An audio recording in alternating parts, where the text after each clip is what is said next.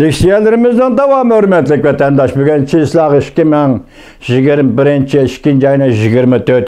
günü. Endiki mavzumunda hürmetlik vatandaş. Bu mavzunu sizlerge tanıştırıp eteceğim. Birincisi başta ettik o, Amerika Qo'shma Shtatlarining prezidenti Joe Biden Aqsarayga kirgandan keyin harbiy ishlar siyosiy o'tirg'i chiqdi. Shundan keyin andin prezident Joe Bidenning jungo siyosati nima degan masala hozirgacha muhokama qilinyapti vatandosh. Hozirgacha kishilar baholayapti. Shunga munosabatli yana bir maqola keldi. Bunun da bir cümlede itiraf kılınan, yani 2. ayının 16. günü Prezident Joe Biden nim dep deysangiz, biz uni inglizce ko'rolmagandan keyin Xitoy tilida ekanmidi bu. Endi keldi. 2 soat so'zlashdim Rais Xi Jinping bilan, kishilik huquq to'g'risida so'zlashdim. Mana. Keyin biz nimni de 4 odam, Jungoning 3 nafar rahbar o'tirg'i chiqqanda bu nima gaplar dedi vatandosh. 2 saat sözleştim, kişilik hukuk doğrusu sözleştim. Bugün şunun münasebetlik leksiya vatandaş mava. Prezident Joe Biden'ın jungo siyaseti nime? İşkilenip bir kararga kelelmey vatanda. Dikkat! Neticeler bir aklı tükeşmişsin. Mavzulu haber 2. ayının 23. günü Fransiya Xalqaro Radyo Sida e'lon qilindi. Xabar shu kuni Vanvit torbeti ko'chirib besildi. Xabar mundaq boshlandi vatandosh. Amerika New York Vaqt gazeti 18. kuni Prezident Biden hukumati jungo siyosatini belgilashda zo'r xirasga duch keldi mavzuliq maqola e'lon qildi.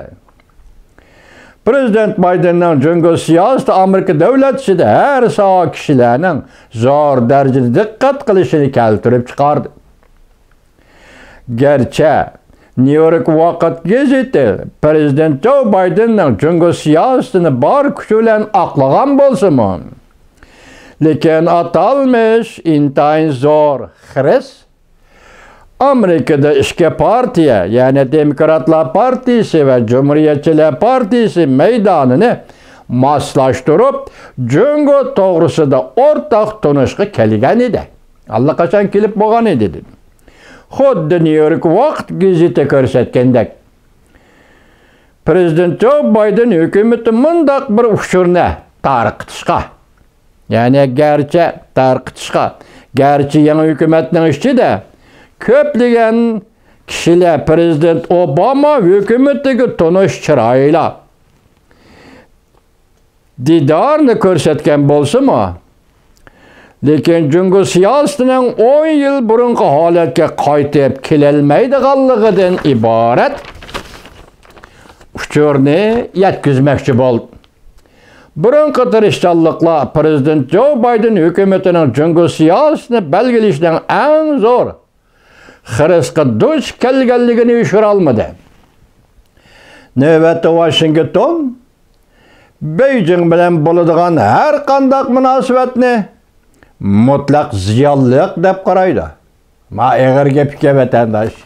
Navbatda Washington jungo bilan bo'ladigan har qanday munosabatni, Beijing bilan bo'ladigan har qanday munosabatni mutlaq ziyonliq deb qaraydi.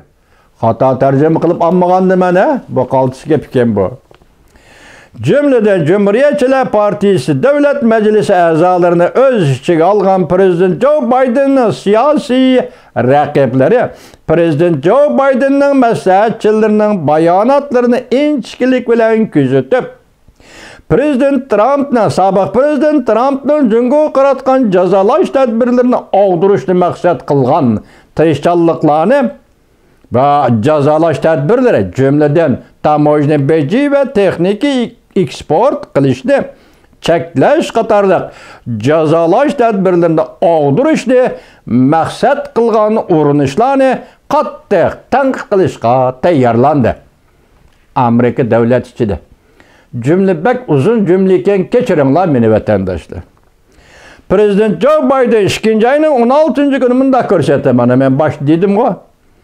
Reis Xi Jinping bilen 2 ayının 10. günü 2 saat söhbetleşkende kişilik hukuk doğrusunda toxtulup, Cungunun Hong Kong'da ve Uyguristan'da, Şinjan'da yolga koygan hareketleri, yani bastırış hareketleri, hem de Tayvan meselesini tilga aldım. Tügüdü bir jildi, bu abzas tügüdü. Nimdi de 2 ayının 10. günü Reis Xi Jinping bilen kişilik hukuk doğrusu söhbetleştim. Hong Kong, Tayvan, Uyguristan. Sözleştim, bu tügüdü. Joe Biden arkadılı mındaq görsetti. Medeniyet cihetten qaraganda her bir devletden okşaş bolmagan qayda nizamları boludur. Ula purala öz devlet rehberlerinin bu qayda nizamlarga emel kılışını ümit kılıdır. Devamını anlayacağız vatandaş.